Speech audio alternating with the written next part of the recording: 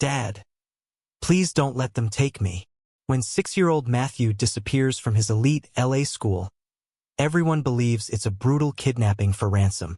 But as clues unravel, one woman discovers a darker truth. Matthew wasn't taken by strangers. He was taken by someone inside the mansion. Why? For money, for revenge, or something even worse. To uncover who betrayed the Reed family and how far they'll go to hide it, watch the full story. Before we continue, don't forget to subscribe to the channel, like this video, and tell us in the comments where you're watching from.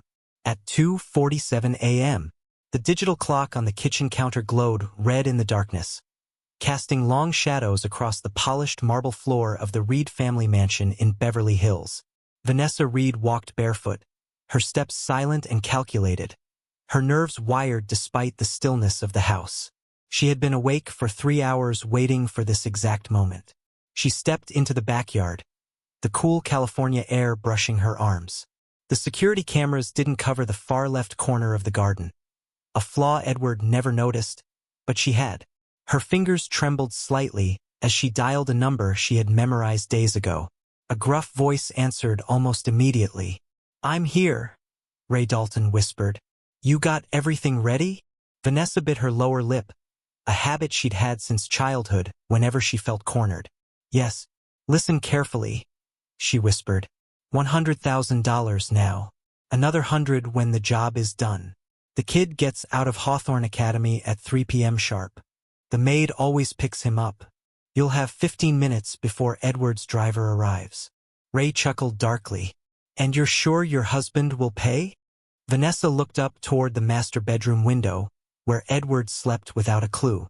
6 years of marriage had taught her one thing. He would pay anything, absolutely anything, for Matthew. "He'll pay whatever you ask," she said with bitterness. "That boy is his only weakness. How long do you want me to keep him?" "No more than 48 hours. Just long enough to scare Edward. Long enough to make him understand he can lose what he loves most." Ray laughed across the line. "Consider it done. By tomorrow night, your little problem will be handled." Vanessa hung up and slipped back inside, placing the burner phone deep inside a flour canister in the pantry, where Naomi would never look. Everything needed to look perfect. At 6:30 a.m., the alarm buzzed. Vanessa pretended to wake up naturally beside Edward, who was already scrolling through emails on his phone. "Good morning," she murmured, planting a soft kiss on his cheek, a performance she had perfected. He barely glanced up.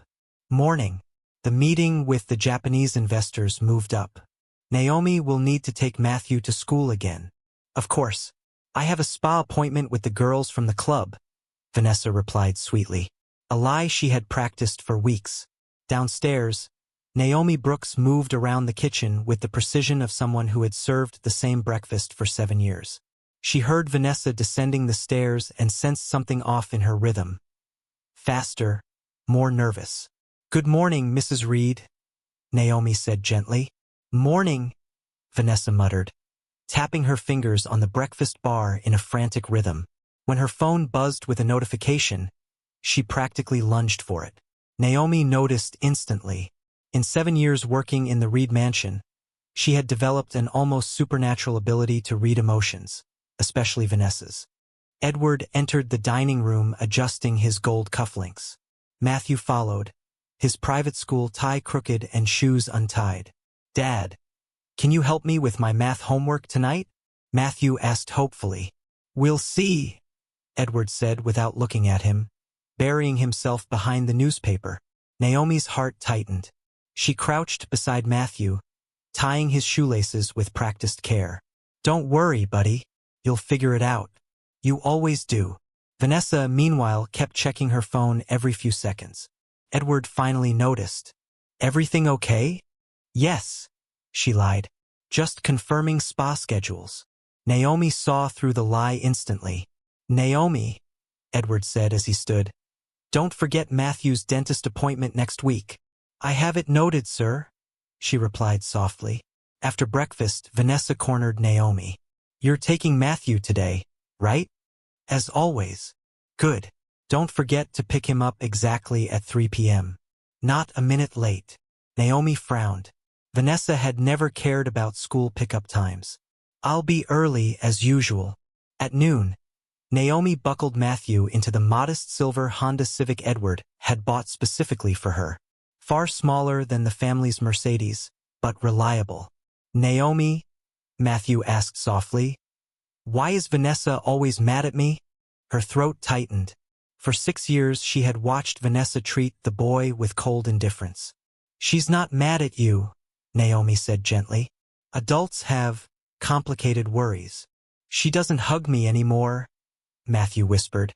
Not like she hugged Dad when they got married. Naomi took a slow breath. Your dad loves you more than anything. That's what matters. And you love me too, right? Naomi smiled. Of course I do. As they arrived at Hawthorne Academy, Naomi spotted a man leaning against a white van across the street. Baseball cap, sunglasses, watching the school too intently. Her instinct screamed.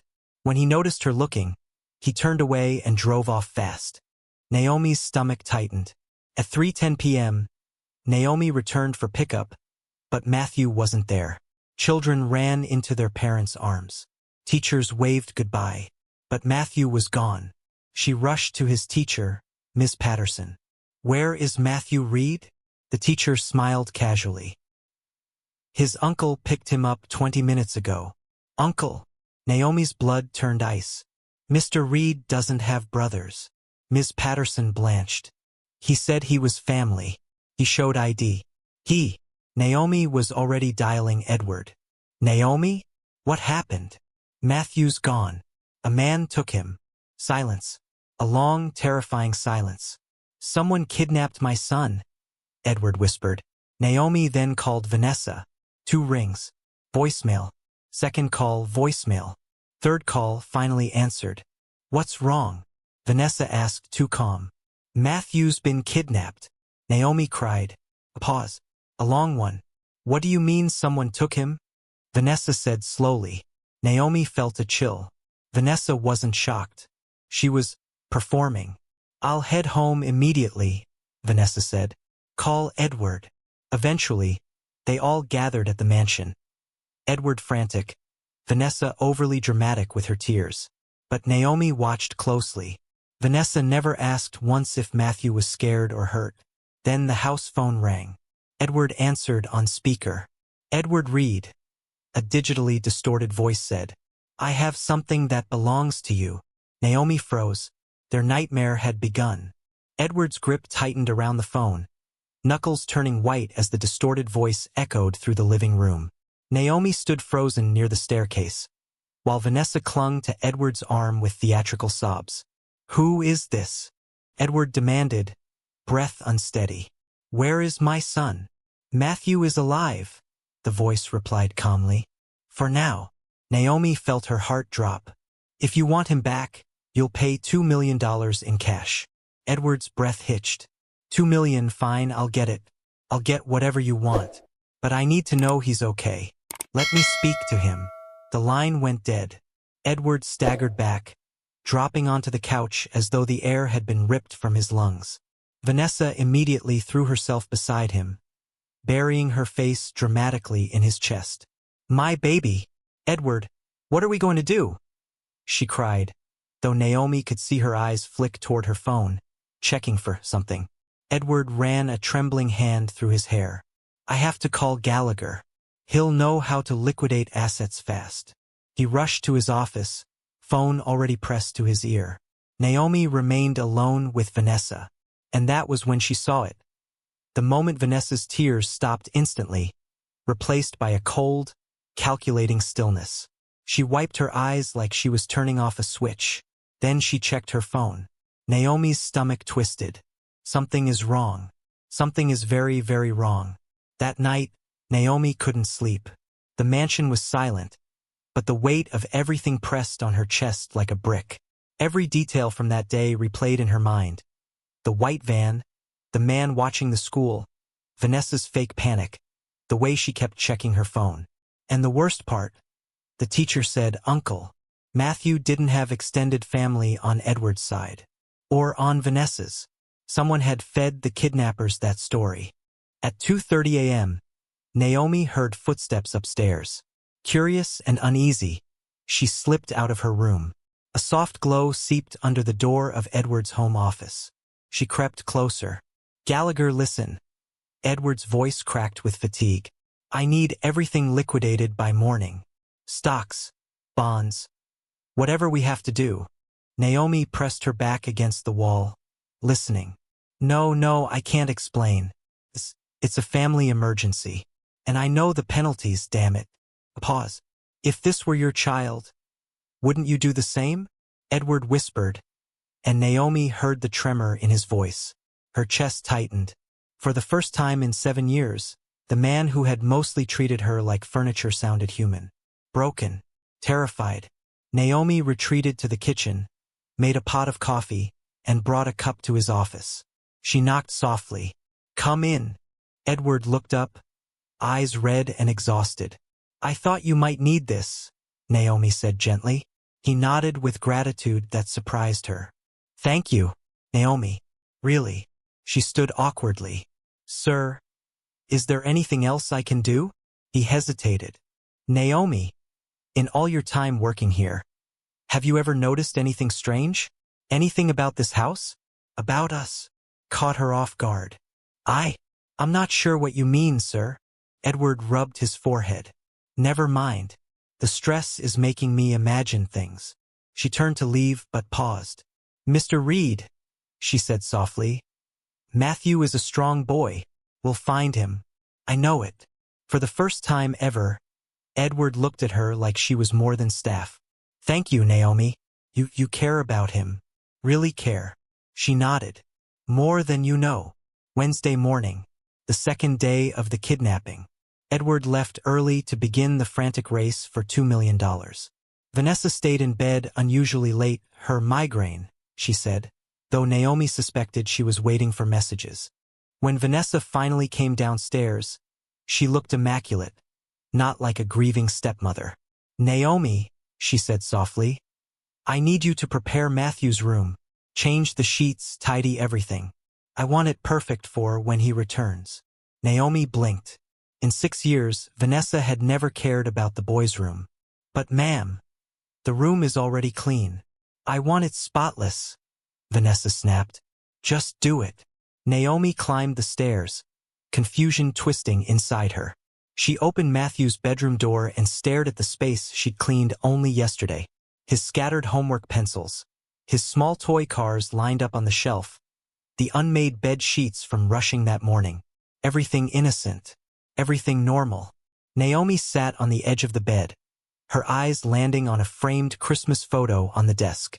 Edward held Matthew tightly, smiling. Vanessa stood beside them, smiling as well. But Naomi noticed something she had never seen before. Vanessa wasn't touching Matthew at all.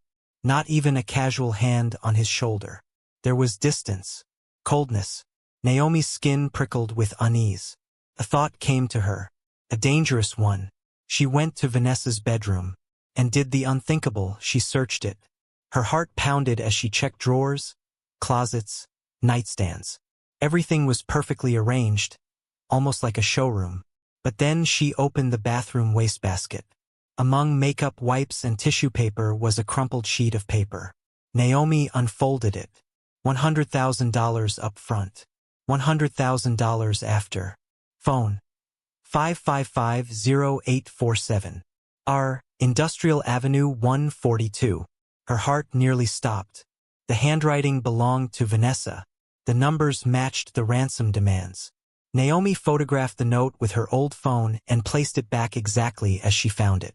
She felt like she was holding a live grenade. At 2 p.m., Vanessa announced she was stepping out to the patio. Naomi quietly followed, slipping around the garden to the shrub line beneath the living room window. Vanessa's voice drifted out. "You can't change the price now, Ray. We agreed on everything." Naomi's blood froze. Vanessa knew the kidnapper's name. She hit record on her phone. "What do you mean he's being difficult?" Vanessa hissed. "He's 6 years old. What trouble can he?" Crack. Naomi stepped on a twig. Instant silence. "Who's out there?" Vanessa shouted. Naomi ducked behind the potting shed. barely breathing as Vanessa stepped outside, scanning the yard like a predator. Minutes passed before she finally went inside. Naomi stayed hidden another 10 minutes. She had confirmation now. Vanessa had planned everything. And worse, Matthew was in danger. At 4:30 p.m., Edward returned with a duffel bag filled with $2 million in cash. He looked gray, exhausted. Vanessa ran to him, sobbing. "Thank God. Now we just have to wait for them to call." Naomi stood in the doorway of the kitchen, watching, waiting. At 5 p.m., they called again. "Edward Reed," the distorted voice growled. "We have a problem." Edward's face drained of color. "What problem?" "The boy cried all night. Tried to escape. My men don't like that. The price just went up." Naomi looked at Vanessa. Vanessa looked, actually shocked. "How much?" Edward whispered. $3 million. I don't have another million," Edward said, voice cracking. "I sold everything." That's not my problem," the voice snapped. "You have until tomorrow at noon." The line went dead. Edward collapsed onto the couch. Vanessa comforted him, but Naomi saw the fear behind Vanessa's eyes now. The plan had slipped out of her control. And Naomi realized something chilling. If she didn't act soon, Matthew wouldn't survive this. Naomi waited until Edward retreated to his office, clutching his head in his hands. She could hear him making desperate calls. Banks, private lenders, even old business partners. His voice cracked each time he said Matthew's name. Vanessa stayed close to him like a shadow, hovering, interrupting, stepping between Naomi and Edward any time she tried to speak. It was obvious now. Vanessa knew Naomi had noticed something, and that made Naomi a threat. She had to be careful. Hours passed. Naomi made dinner, though no one ate. Edward paced. Vanessa cried in rehearsed waves. Naomi watched everything, waiting for a moment alone with Edward.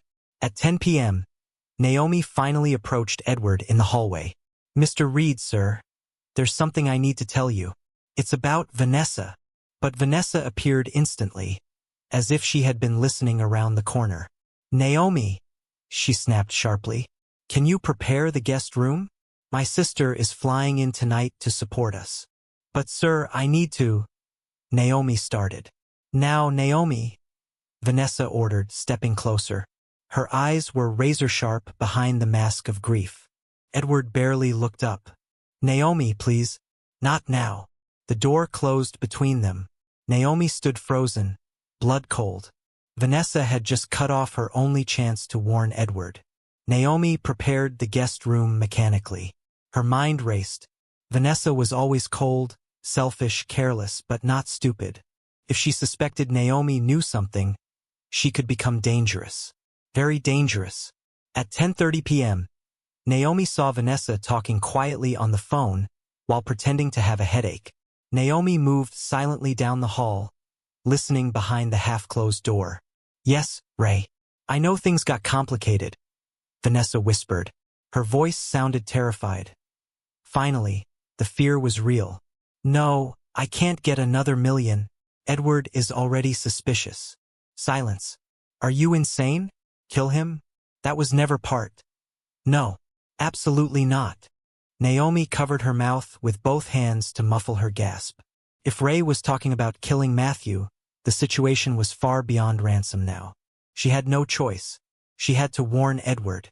She stepped back to look for him, but Vanessa came out of the room suddenly, giving Naomi a sharp, predatory stare. "What are you doing?" Naomi flinched. I was heading to the kitchen, ma'am." Vanessa stepped closer, too close. "You've been nervous lately, haven't you?" she said in a low, dangerous tone. "I don't understand." "I think you do." Naomi's hands shook as she clutched the tray she'd been carrying. Her phone buzzed in her pocket. Probably Ray calling back. But she didn't dare move. Vanessa leaned in. "We should have a conversation soon, Naomi. A very serious one." Naomi nodded quickly. "Yes, ma'am. Of course." Only when Vanessa walked away did Naomi allow herself to breathe. Thursday morning. Naomi woke before sunrise with a decision already burning in her mind. If she couldn't warn Edward inside the house, she would do it outside. She dressed in normal clothes, not her uniform, and told Vanessa she needed to pick up groceries early. Vanessa barely looked up from her phone, but the slight tension in her shoulders told Naomi she was watching her closely. Naomi walked out of the mansion, but instead of heading to the market, she went straight to the home of Mrs. Rosenfield, the elderly neighbor who always seemed to know everything happening on the street. "Oh, Naomi, dear, come in," Mrs. Rosenfield said warmly. Naomi sipped the chamomile tea offered, trying to appear calm. "Mrs. Rosenfield, have you noticed anything unusual in the neighborhood recently?" The old woman's eyes lit up. She loved neighborhood gossip. "Well, yes, actually," she said thoughtfully. "Last week I saw a white van parked down the street 3 days in a row. Same man sitting inside. Dark mustache, baseball cap. Watching all the houses." Naomi felt a chill. "That same man took Matthew," she whispered. Mrs. Rosenfield gasped. Naomi stood abruptly. "Thank you. I need to go." Time was running out. At 11 a.m., Naomi returned to the mansion pretending nothing was wrong. Vanessa was waiting for her in the living room, arms crossed. "You went to the neighbor's house this morning," Vanessa said calmly. Naomi froze. Vanessa smiled. "The cameras faced the street, Naomi. You forget I know every angle of this property." Naomi swallowed. Mrs. Rosenfield needed help with something. "Did she?" Vanessa said, stepping closer. "Or were you telling stories you shouldn't be telling?" Naomi forced herself not to react. "Of course not, ma'am." Vanessa stared at her for several seconds before saying, "Follow me." She led Naomi into the pantry. "I need the entire storage reorganized," Vanessa said lightly.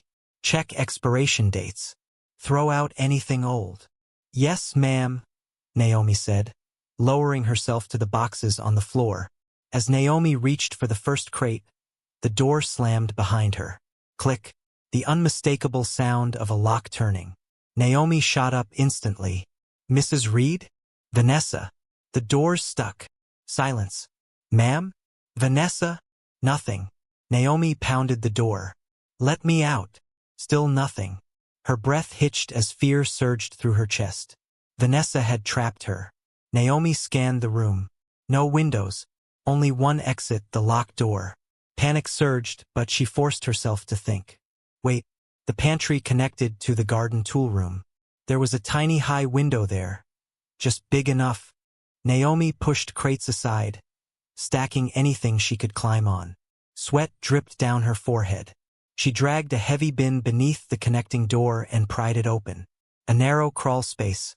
She squeezed through, scraping her shoulder, pushing herself into the tool room. Then she saw it, the small window just big enough for a small adult. She stacked buckets, climbed up, pushed the window open, and hauled herself out onto the grass behind the house. Naomi crouched, breathing hard. Vanessa really wanted her gone, and she knew too much. Naomi ran, straight to the nearest public payphone 2 blocks away. She pulled the slip of paper from her pocket with Ray's number and dialed. Her fingers trembled. Ring, ring. Yeah. Ray's unfiltered voice answered. Naomi's heart stopped. She immediately hung up. It was him. Vanessa had a direct line to the kidnapper. Naomi ran back toward the mansion. Vanessa was standing in the foyer when she entered, pretending to be surprised. "How did the pantry go?" she asked sweetly. "Fine, ma'am." Vanessa's eyes narrowed for a split second, confused that Naomi wasn't still locked inside. But Naomi didn't give her long to think. She went to the kitchen phone and dialed Edward's cell. "Mr. Reed, please listen. I've discovered something. Your wife." But the line clicked. The call dropped. Seconds later, the house phone rang. Naomi answered. "Naomi," Edward said sharply. "Vanessa told me you're having episodes. Stress. Confusion." He sighed. "Maybe you should take some days off." Her knees weakened. Vanessa had poisoned him against her. "No, sir, please. She's lying. Vanessa is involved in the..." Click. The line went dead. Naomi stared at the receiver, heartbreaking. Behind her, Vanessa stood with a small, victorious smile. By 8 p.m., Edward returned home defeated.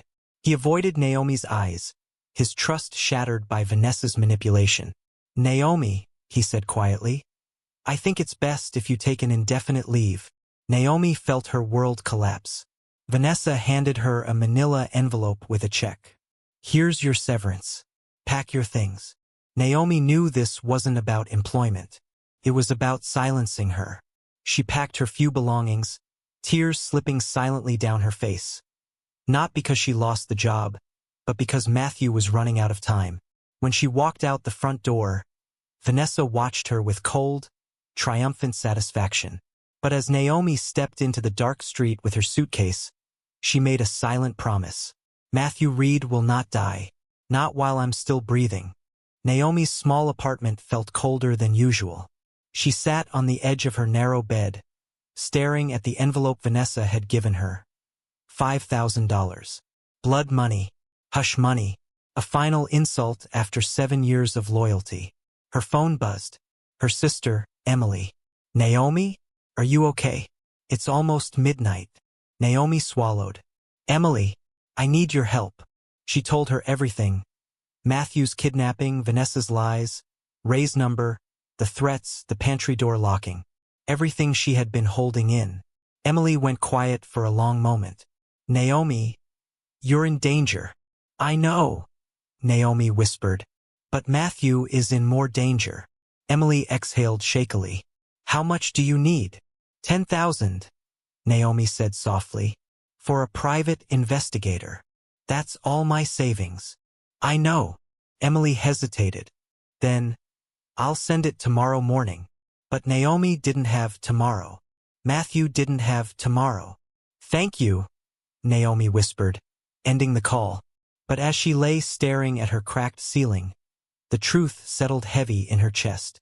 She couldn't wait for a detective. Matthew might not live through the night.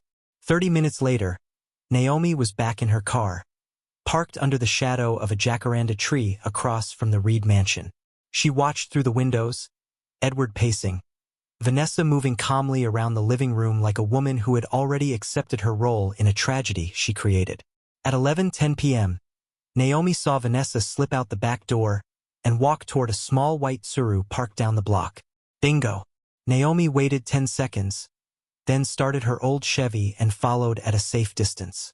Vanessa drove with unnatural confidence, weaving through late-night Los Angeles streets toward the industrial zones near Vernon. Warehouses, abandoned factories, miles of empty loading docks. The perfect place to hide a kidnapped child. Finally, Vanessa turned into a desolate lot beside a boarded-up beverage distribution warehouse. Dim light leaked from inside. Naomi parked 2 streets away and approached on foot. She found a broken window covered in newspaper. Carefully, she peeled back the edge and peered inside.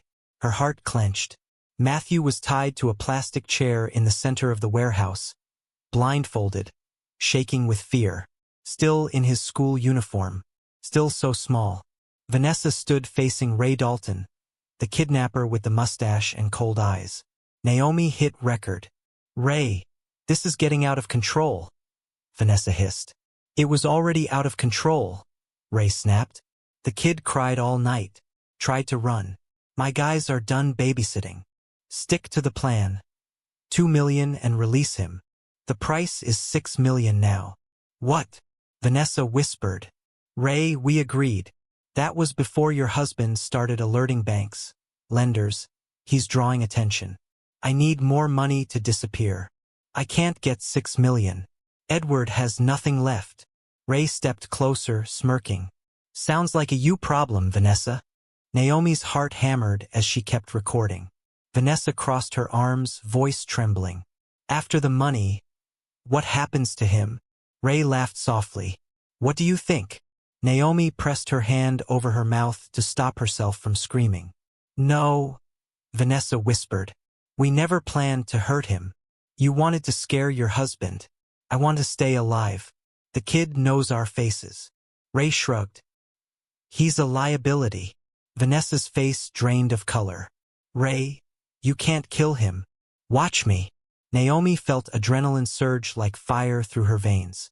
She knew then if she didn't act tonight, Matthew would die. Naomi ran back to her car, shaking violently. She needed to get to Edward before Vanessa returned and poisoned him with more lies. She drove fast, too fast, toward Beverly Hills. At 12:30 a.m., she reached the Reed mansion again and parked hurriedly. She dialed Edward once. Voicemail. Twice. Voicemail. 3 times straight to voicemail. No, no, no. She rang the doorbell repeatedly. Finally, the door opened. Edward stood there, disheveled, exhausted, holding a glass of whiskey. Naomi, he said coldly. I told you. I have proof. Naomi blurted, desperate. Video proof. Matthew is alive. Vanessa was with the kidnappers tonight. I saw everything. Edward froze. Let me inside, Naomi pleaded.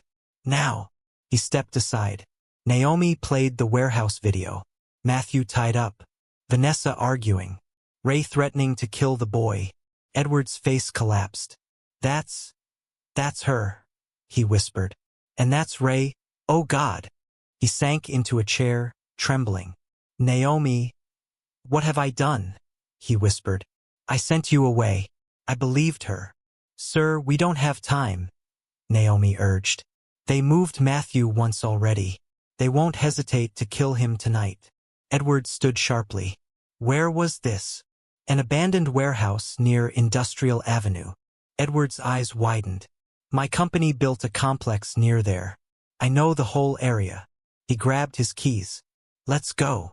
Naomi followed him outside. We're getting my son back, Edward said, voice shaking but determined. Tonight. Naomi nodded. Yes, sir. Tonight. They drove off into the dark, racing the clock. Matthew had only hours left. Edward drove like a man possessed, cutting through the empty late-night streets of Los Angeles. Naomi sat beside him, hands shaking, replaying the warehouse video in her mind. Matthew tied up, blindfolded, crying, alone. She forced herself to breathe. Matthew needed them steady, focused.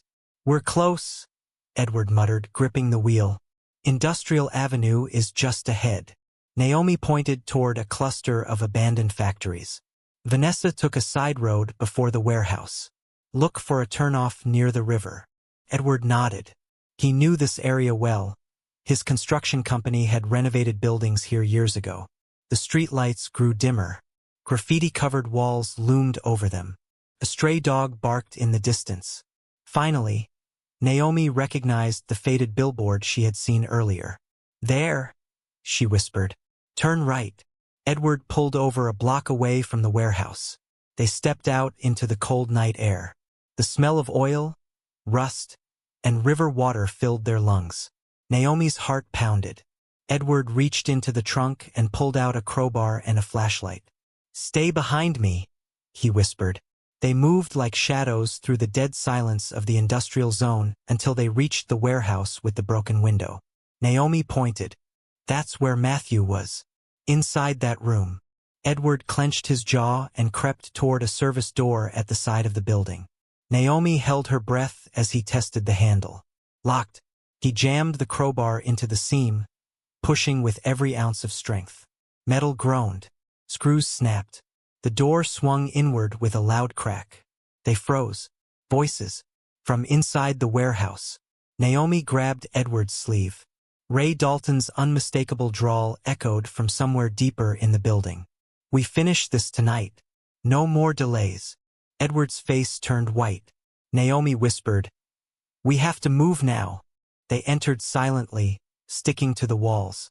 The warehouse stretched out in massive empty rows, shadows swallowing the corners. Far ahead, a dim light flickered. They heard Matthew whimpering. Naomi's eyes filled instantly. Edward took a step, but Naomi grabbed him. Wait, we don't know how many men Ray brought. As they inched closer, voices became clear. A second man said, Ray, why isn't the woman here yet? She's supposed to bring more money. Ray spat on the ground. Vanessa's useless now. We'll take what we got, ditch the kid and disappear. Edward's entire body shook with rage. Naomi mouthed silently, We have to separate them. She scanned the area quickly. There, a stack of metal rods leaning against a wall.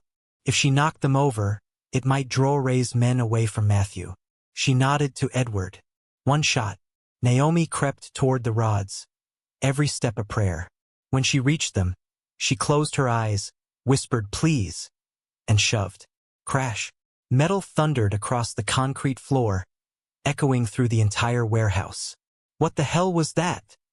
One of Ray's men shouted. Go check it out. Ray barked. Footsteps thundered in the opposite direction. Edward didn't hesitate. He sprinted toward the chair where Matthew sat trembling, blindfolded. Matthew! Edward whispered urgently. Matthew flinched. Dad! It's me, buddy. I'm here. Edward sliced the ropes with the crowbar, trembling as he touched his son's shoulders. Naomi joined them, removing the blindfold gently. The boy blinked painfully at the sudden light. Naomi, he said softly, voice broken. She pulled him into a tight embrace. I've got you, sweetheart. We're taking you home. But Ray returned faster than expected. Hey, he roared. Edward spun, shielding Matthew behind him. Ray held a gun. Naomi froze. Did you really think you could walk in here and take him? Ray growled. I run this situation now. Edward stepped forward. Ray, listen. No, Ray shouted. I said 6 million. That woman tried to cheat me. You tried to cheat me. Now everyone pays. Naomi pulled Matthew against her chest, whispering, Don't look, don't look. Ray aimed the gun straight at Edward. And then, a voice echoed from behind them. Drop it, Ray.